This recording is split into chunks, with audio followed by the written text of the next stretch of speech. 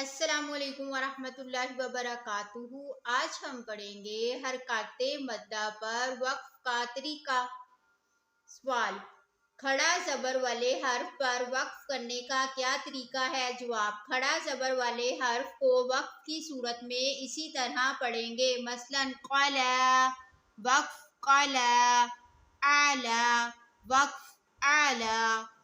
سوال: کھڑا زیر والے حرف پر وقف کرنے کا کیا طریقہ ہے؟ جواب: اس کی دو صورتیں ہیں۔ نمبر 1، اگر کھڑا زیر یا کے نیچے ہو تو وقف کی صورت میں اسی طرح پڑھیں گے، مثلاً یستحیی وقف یستحیی، یحیی وقف یحیی۔ نمبر 2، یا کے علاوہ کسی اور حرف کے نیچے کھڑا زیر ہو تو وقف کی صورت میں اسے ساکن کر کے پڑھیں گے، مثلاً آیاتہ وقف آیاتی، ثمرہ وقف ثمرہ، قلبہ وقف قلبہ۔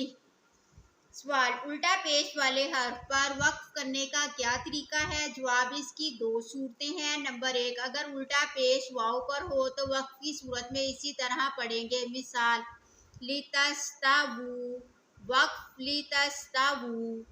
نمبر 2، واو کے علاوہ کسی حرف پر الٹا پیش ہو تو وقف کی صورت میں اسے ساکن کر کے پڑھیں گے، وارثہ وقف وارثہ وارثہ۔